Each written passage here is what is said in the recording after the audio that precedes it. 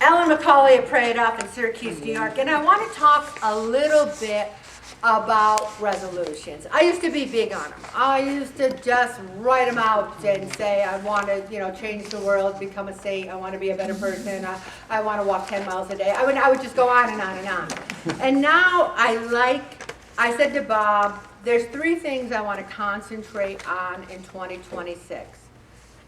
Our health, and are getting as strong as we possibly can physically, emotionally, mentally, for however many years God gives us. I want to work on our health, number 1. Number 2, our faith in our family, because I am a better Christian and a better family member and better all around if I take care of my health first. God says, love yourself and love everybody else, because we have to be strong. We have to be in good shape to help others. And then the 3rd thing I want to do is everything else. I want to take care of our health, our faith in our family, and our house, throw that in there. And then the 3rd is everything else. The things I've volunteered for, the things I say I want to do. So those are just 3 global. And you can get specific. You can say, well, part of the health is continuing Pray It Off, and part of the health is continuing Silver Sneakers. Just try to come up with certain global things you want to work on, and just be sensible. If you gained 5 pounds this year, don't say, I want to lose 50 pounds next year. Start by saying, wouldn't it be great to lose 10 pounds in session 35? Be sensible. Also, we need to look at God's will. God's will is whatever it is. I had 2 big things happen this week. One was a successful, against all odds, Raise Across America. And the other was my sister and I went to my mother's house at 1626 West Onondaga. We said goodbye, and we turned in the keys to the government, and they seized the house. And that was a very emotional day. You see, you drive up the street, and I see my sister Kathy walking our family dog down the street. Now, I didn't grow up there. I grew up in Elmira Heights, but my family was there for 43 years. So, I was an adult by the time we moved my parents up here, but still every Christmas, every holiday, every birthday, everything was in that house.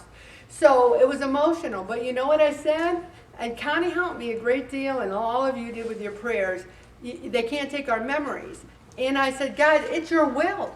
I don't get it, I don't understand it, but it's your will, and I will accept that. So that's the hard thing. It's easy to accept God's will when everything's hunky-dory. But when it is not, that takes a little bit of taking a deep breath and going, okay, I don't know what I'm supposed to learn here, Jesus. But you know what I think I did learn? They stopped playing those commercials that say it's free. And I think maybe we made a difference in I think we made a difference in other people's life. And if we can help others, that would make my mother very happy. And we have to realize that we are unable to do anything without God's help. I tried and failed my whole entire life to lose weight and keep it off. And it wasn't until 2008 in Pray It Off, I asked God to help me, and He said, I will help you if you help others. And that is why our prayer is help me to assist others. And that's what Kelly said. I'm new this session, she says, and this is like a family here. We care about each other. I couldn't get you guys to shut up. You hadn't seen each other in a few weeks. It's hard to be separated. It's a beautiful thing. And just to be humble and say, I can't do anything without Jesus. I can't. And that's one of the beauties about Breeze Across America. I don't answer to anyone, and I was saying, God bless you, praise God. And so many people were like, saying amen. No one said, please don't say God bless you to me. No one, not a person said that. Also, resolving for Christ's sake at the beginning of the new year, if this is the only thing you say at 11:59, lead me, guide me, show me your way. That's what we all need to say as we go into the new year. And then for healthy living, eat more plants, fruits, beans, and whole grains.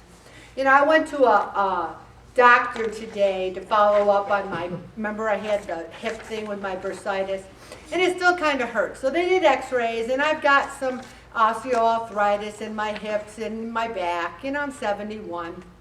And he says, you know, you really should take turmeric because you can't take NSAIDs because you're a bleed risk. I said, you're a orthopedic surgeon and you're telling me to take turmeric? I couldn't believe it. And so, I mean, one of the things I'm going to look at in session 35 is some of the healthy ways we can treat inflammation, etc. And he gave me a whole pamphlet on how it's the revolutionary new way to help treat inflammation in people who have osteoarthritis. So we're going to talk more about that. Don't eat more calories than you need. Oh my gosh, I never knew that was true. Did you guys ever hear such crazy stuff in your life? All right, here's another one. Eat less junk. And this is something I'm really good at.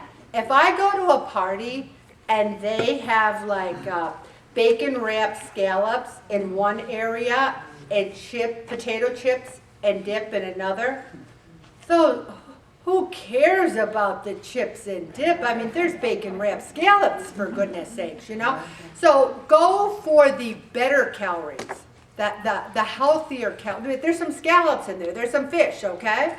So the thing is, stay away from wasting your calories on chips and things of that nature. Eat a variety of foods that you enjoy. And just because we have to lose a little weight doesn't mean that we can't enjoy our food.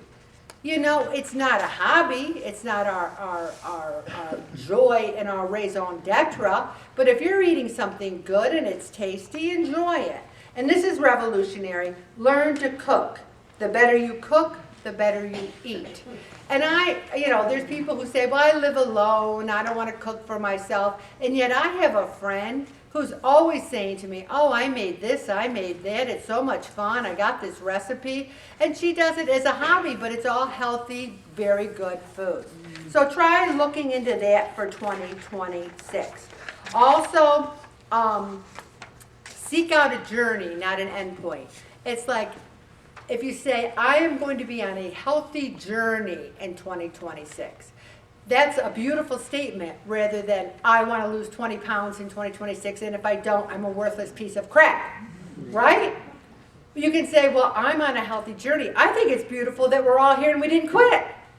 We didn't quit. That's beautiful. Also, I mean, it talks about using less technology. I swear to God, people, my sister left her phone home when we went to see the Messiah, and you would have thought she you know, lost a limb. She must have said it a million times. I can't believe I left my home, I left my phone, I left my phone, I left my phone, I left my phone. It was like unbelievable. I'm like, we're watching the Messiah. What are you going to be doing? You know, texting? So anyway, also we need to avoid resolutions that get broken annually. Like if you say, I want to walk a mile every day, and by January 3rd you haven't gotten off the couch, that's one way of breaking that resolution. But if you say, I want to be healthier, and then, you know, oh, I got some business cards for anyone who's interested. True Fitness is the gym I go to, and there's two trainers there. And I asked them, you know, and she charges $1 a minute. So if you go to her for a half hour, that's $30. If you go for 45 minutes, it's $45. You do the math. But it might not be a bad present to give yourself is to have a personal trainer, even if you do it once a week for a month. If you need any more information, let me know. And then one of the things about resolutions is we're pretty weak because we say we're going to go to a party and not overeat, and then by the time we've had 10 beers, we're just eating everything in sight. So the thing is, we need to pick our battles and say, all right, I'm going to eat whatever I want from December 23rd to December 26th, and then I'm getting back in the salad. Give yourself freedom for a few days. And you'll find you don't eat as much as you think you might. But if you say, I'm going to start today and eat like nobody's business till January 7th, it's going to be a little hard to weigh in on January 8th after dieting for one day. You know what I mean? Also remember that God gives us the grace to, it's funny, when I started Pray It Off, I was 53 years old, and I still had the 40s in my rear view mirror. I could see them. They were back there, but I could see them in my rear view mirror. And now I'm seeing the 80, you know? And I think about it, oh my gosh, that's 50s, 60s, 70s. And those are 3 decades, you know, when you think about being committed to a group. And many of you have been right here, right with me. So another thing I have in here is a really good recipe for butternut squash and Brussels sprouts. Panzanella, and it looks really good. It's got Brussels sprouts, buttered squash, and Judy K, I'd like you to make it and tell me what you think of it. She always is experimenting with recipes. It looks really good. So it looks good. I'm going to stop right there, Bob.